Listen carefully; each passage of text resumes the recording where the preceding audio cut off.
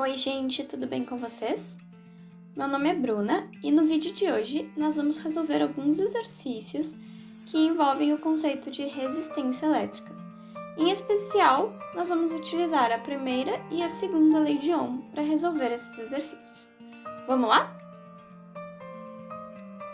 Então, a nossa primeira questão é uma questão do Enem de 2016, que fala o seguinte: o choque elétrico é uma sensação provocada pela passagem de corrente elétrica pelo corpo. As consequências de um choque vão desde um simples susto à morte. A circulação das cargas elétricas depende da resistência do material. Para o corpo humano, essa resistência varia de 1000 ohms, quando a pele está molhada, até 100.000 ohms, quando a pele está seca. Uma pessoa descalça, lavando sua casa com água, molhou os pés e acidentalmente pisou em um fio desencapado, sofrendo uma descarga elétrica em uma tensão de 120 volts. Qual a intensidade máxima de corrente elétrica que passou pelo corpo da pessoa? Então, nós temos aqui uma informação sobre resistência elétrica. Nós temos também uma informação sobre diferença de potencial ou tensão, e nós queremos saber a intensidade da corrente elétrica. Para isso, nós precisamos olhar para a primeira lei de Ohm. Essa aqui, na verdade, é uma relação para a resistência elétrica que vale independente do resistor ser um resistor ôhmico ou não, independente dele obedecer à primeira lei de Ohm ou não. Porém, quando ele obedece à primeira lei de Ohm, isso aqui é uma constante. Então, nós vamos utilizar essa equação. Resistência igual a diferença de potencial dividido, pela corrente elétrica. E aí, nós substituímos os valores. Bom, nós temos o valor de resistência, mas nós temos que cuidar qual deles nós vamos usar. Por quê? Nós temos um valor para quando a pele está molhada e um valor para quando a pele está seca. Como ele fala que a pessoa molha os pés, significa que nós temos que usar o valor de resistência quando a pele está molhada, que é de 1000 ohms. E a tensão, ele nos informa que vale 120 volts. E assim nós podemos descobrir tranquilamente qual é a intensidade da corrente elétrica. Nós passamos o I multiplicando e o 1000 dividindo. E aqui nós poderíamos dividir o 120 por 1000, mas prestando atenção nas alternativas que nós temos, é mais interessante nós fazermos o seguinte: escrever essa divisão por 1000 como uma multiplicação por 10 na menos 3. O 1000 é 10 na 3, quando a gente passa para o numerador, a gente troca o sinal do expoente. E aí, basta lembrar que 10 na menos 3 existe um prefixo para isso, que é o milli. Por isso, a corrente elétrica, então, fica 120 miliamperes. E então, a gente chega na resposta, que é a letra B. Passando para a segunda questão, então, nós temos uma questão que também é do Enem, agora de 2017. Dispositivos eletrônicos que utilizam materiais de baixo custo, como polímeros semicondutores, têm sido desenvolvidos para monitorar a concentração de amônia, que é um gás tóxico e incolor, em granjas avícolas. A polianilina é um polímero semicondutor que tem o valor de sua resistência elétrica nominal quadruplicado quando exposto a altas concentrações de amônia. Na ausência de amônia, a polianilina se comporta como um resistor ôhmico e a sua resposta elétrica é mostrada no gráfico. O valor da resistência elétrica da polianilina na presença de altas concentrações de amônia em ohms é igual a... Bom, um detalhe muito importante para essa questão. Esse gráfico que a gente vê aqui na direita, ele é o gráfico de resistência elétrica na ausência de amônia. Entretanto, o que ele nos pede é a resistência elétrica da polianilina na presença de altas concentrações de amônia. E aí, a informação que a gente precisa lembrar é quando a gente encontrar o valor da resistência a partir desse gráfico, a gente tem que lembrar que é na ausência de amônia. Porém, quando a gente tem um valor... a gente sabe que o valor da resistência elétrica é quadruplicado quando exposto a altas concentrações de amônia. Significa, então, que a gente vai achar pelo gráfico um valor de resistência, que é na ausência de amônia, e para encontrar, então, a resposta, que é para altas concentrações de amônia, nós precisamos multiplicá-lo por 4. Então, nós vamos usar novamente a primeira lei de Ohm. E aqui a gente vai olhar pelo gráfico os valores de V e de I. Nós podemos pegar qualquer um desses pontos aqui, né? Qualquer um deles dá certo. Eu vou escolher pegar esse daqui. Então, a diferença de potencial nesse ponto é de 1 volt. E a corrente elétrica, aqui a gente também tem que cuidar com essa informação aqui, né? Que ele está em uma escala diferente, então a gente precisa levar isso em consideração. Mas a corrente elétrica, então, é 2, e aí vezes 10 na menos 6. Isso aqui, então, 1 dividido por 2 fica 0,5, e o 10 na menos 6, ele pode passar para o numerador trocando o sinal do expoente. Então, fica 10 na 6, como é o valor de resistência, então, em ohms. Mas, levando em conta aquela discussão que a gente fez no início, essa aqui é a resistência elétrica na ausência de amônia, mas nós queremos quando há altas concentrações de amônia. Para isso, nós precisamos apenas multiplicar aquele valor ali por 4. Então, 0,5 vezes 10 na 6.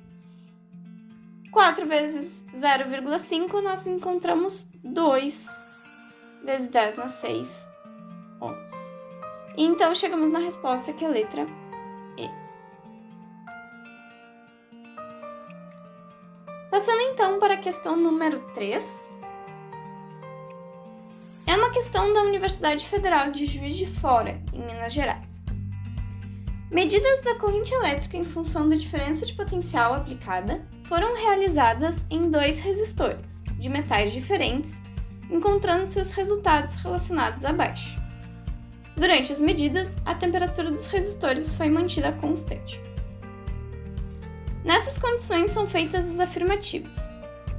Bom, a 1 e a 2, elas são opostas, né? Então a gente pode analisar as duas ao mesmo tempo. Somente o resistor 1 obedece a lei de Ohm e somente o resistor 2 obedece a lei de Ohm. Lembrando, né? Resistência elétrica é igual a diferença de potencial dividido por corrente elétrica. E quando obedece a lei de Ohm, essa razão V por I é uma constante. Significa que a resistência elétrica não muda. Em algum deles nós podemos observar isso. Vamos olhar para a tabela. No resistor 1, repare que quando a gente dobra a corrente de 0,5 para 1, nós dobramos a diferença de potencial de 2,18 para 4,36. Quando a gente dobra de novo de 1 para 2 amperes a corrente, nós também dobramos a diferença de potencial de 4,36 volts para 8,72 volts.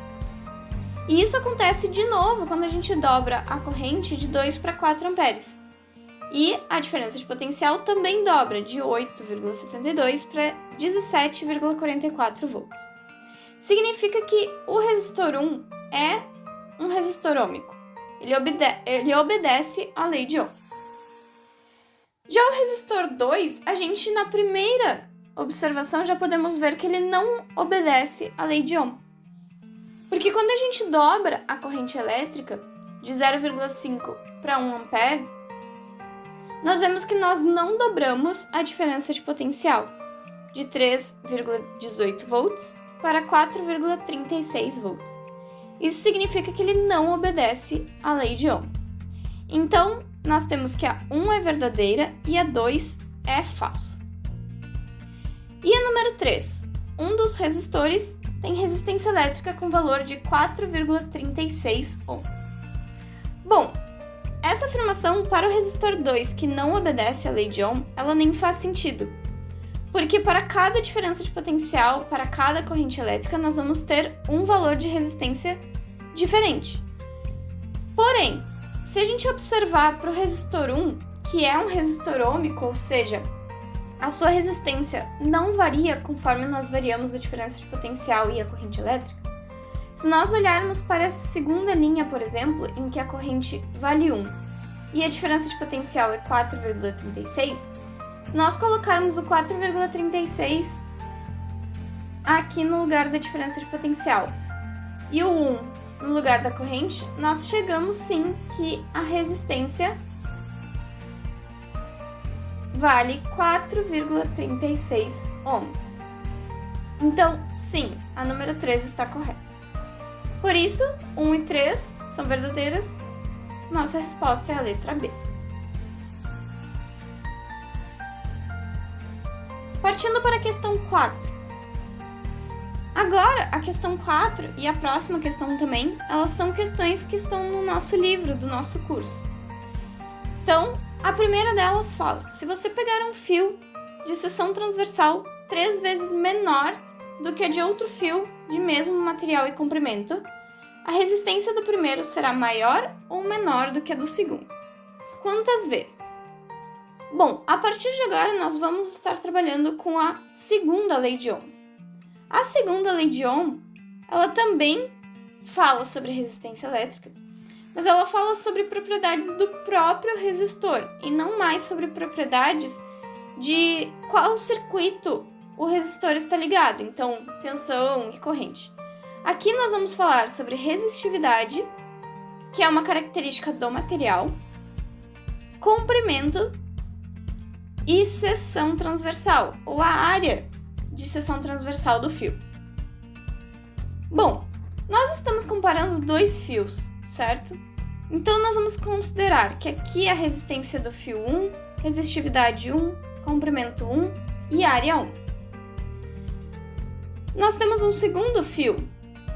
A segunda lei de Ohm também vale para o segundo fio, porém com valores diferentes. Resistividade 2, comprimento 2 e área de seção transversal 2. Perfeito. Ele nos fala que os dois fios são compostos pelo mesmo material. Isso significa que a resistividade 1 é igual à resistividade 2. E ele também nos informa que os dois fios têm o mesmo comprimento. Isso significa que L1 é igual a L2. Entretanto, ele nos fala o seguinte, a primeira informação que ele nos dá é que nós vamos pegar um fio de seção transversal 3 vezes menor do que de um outro fio. Então, eu vou escrever que o segundo fio, ele tem uma área de seção transversal que é 3 vezes menor, ou seja, 1/3, do que a área de seção transversal do primeiro fio. Então, vamos ver como fica as relações entre essas duas resistências. Eu vou reescrever a resistência do fio 1, Ρ1, L1, A1, e para o fio 2 eu vou escrevê-la de forma diferente. O Ρ2 eu vou substituir pelo Ρ1, porque eles são iguais. A gente escreveu aqui. O L2 eu também vou substituir por L1, porque a gente viu que eles são iguais. E agora eu vou substituir o A2 por 1/3 de A1. Então, R2 fica Ρ1, L1, e aqui eu vou só reescrever o denominador dessa maneira. O A1 está na parte de cima da fração, então ele fica embaixo, e o 3 ele está na parte de baixo, então ele passa a ficar em cima. Então, multipliquei pelo inverso, né? Finalmente, nós chegamos nessa formatação. 3 vezes Ρ1, L1 sobre A1. Só que se a gente reparar, isso aqui que nós temos é igual ao R1. Então, R2 é igual a 3 vezes o R1. Ou seja, quando eu diminuo 3 vezes a área de seção transversal de um fio, eu estou aumentando 3 vezes também a resistência elétrica desse fio. Passando para a quinta questão, então, que é a segunda questão do nosso livro, ele diz o seguinte: um condutor cilíndrico de comprimento L e de seção transversal A possui uma resistência R. Estica-se uniformemente este condutor até que o comprimento fique 2 vezes maior. Qual será então sua nova resistência? Bom, segundo a lei de Ohm novamente, resistência elétrica é igual a resistividade vezes o comprimento dividido pela área de seção transversal. Perfeito, né? Ele nos diz que o comprimento é L, que a área de seção transversal é A e a resistência é R.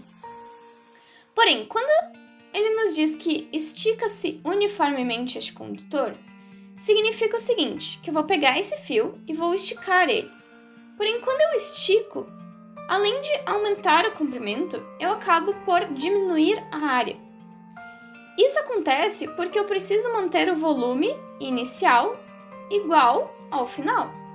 Né? Eu não adicionei nenhuma quantidade de fio ali. Continua a mesma quantidade, né? A mesma quantidade de matéria. Se a gente lembrar, um fio cilíndrico, ele vai ter o volume de um cilindro, que a gente pode calcular como sendo a área da base vezes a altura. A altura, no caso, a gente entende como sendo o comprimento. Isso continua valendo depois. Porém, se eu tô dizendo que eu vou dobrar o comprimento, para que isso aqui continue valendo, quando eu dobro de um lado, eu preciso dividir pelo mesmo número, ou seja, 2, né? Multipliquei por 2, eu tenho que dividir por 2 para que isso continue sendo uma igualdade. Ou seja, quando eu dobro o comprimento, eu preciso necessariamente dividir a área de seção transversal por 2. Beleza, então agora a gente pode considerar qual vai ser a nova resistência. Então, esse aqui eu vou chamar de 1, novamente, né, para dizer que é antes de eu esticar uniformemente o condutor. E o que vai acontecer agora é... Bom, eu tenho o mesmo material, significa que a resistividade, que eu poderia escrever como Rho2, depois eu vou substituir por Rho1, porque é o mesmo material. Né? Aqui eu vou ter L2 e A2, né? Então só reescrevendo para a gente fazer bem passo a passo. Mas então, o Rho2 é igual ao Rho1, porque é o mesmo material. O L2, como a gente viu, é o dobro do L1. Então, eu vou colocar aqui 2L1. E a área vai ser a metade da área inicial, né? Quando eu dobrei o comprimento, eu dividi pela metade a área. Então, eu vou reescrever como sendo A1 dividido por 2. Reescrevendo aquele denominador ali, nós temos 2 vezes Rho1, L1, vezes 2 sobre A1.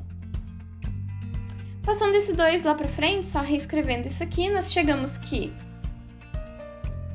R2 é igual a 4 vezes Rho1, L1, A1, que é igual a 4 vezes a resistência inicial que nós tínhamos, R1.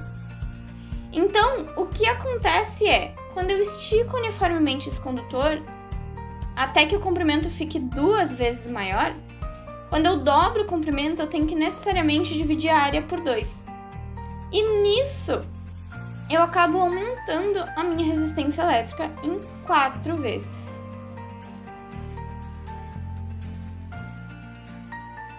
Partindo para a questão 6, que é a nossa última questão, ela também é uma questão do Enem de 2014. Recentemente foram obtidos os fios de cobre mais finos possíveis, contendo apenas um átomo de espessura que podem futuramente ser utilizados em microprocessadores. O chamado nanofio, representado na figura, pode ser aproximado por um pequeno cilindro de comprimento 0,5 nanômetros. A seção reta de um átomo de cobre é 0,05 nanômetros quadrados. E a resistividade do cobre é 17 ohms nanômetros. Um engenheiro precisa estimar se seria possível introduzir esses nanofios nos microprocessadores atuais. Um nanofio, utilizando as aproximações propostas, possui resistência elétrica de... Então, na verdade, nós precisamos calcular a resistência elétrica sabendo o comprimento do nanofio, a área de seção transversal do nanofio e a resistividade do material que compõe esse nanofio, o cobre. Então, nós vamos novamente usar a segunda lei de Ohm. Resistência elétrica é igual a resistividade vezes comprimento dividido pela área de seção transversal. Essa questão é basicamente uma questão de substituição de valores, né? Então, nós temos 17. Reparem que aqui nós não precisamos mudar nenhuma unidade, porque todas elas estão em nanômetros. Né? Nanômetros, nanômetros quadrados e ohms vezes nanômetros. Então, tá tudo certo. Então, 17 para resistividade, o comprimento 0,5. Se vocês me permitem, eu vou escrever em forma de notação científica, para ficar mais fácil de fazer a conta. Dividido pela área, que é 0,05, ou seja, 5 vezes 10 na menos 2. Então, agora nós podemos cortar os 5 em cima e os 5 embaixo. 17 vezes. E aqui, 10 na menos 1, dividido por 10 na menos 2. Nós temos que subtrair os expoentes. Então, fica menos 1 menos menos 2, ou seja, menos 1 mais 2. 10 na 1. Então, a nossa resistência elétrica fica 170 ohms, o que nos dá a resposta à letra E. Bom, gente, por hoje era isso. Eram essas as questões que eu queria discutir com vocês sobre resistência elétrica e sobre a primeira e a segunda lei de Ohm. Se vocês gostaram, deixem o like aqui no vídeo. Se vocês ficaram com alguma dúvida, têm alguma sugestão, algum comentário a fazer, a área dos comentários está livre para vocês comentarem o que vocês quiserem. E por hoje era isso, espero que vocês fiquem bem e até o próximo vídeo. Tchau, tchau!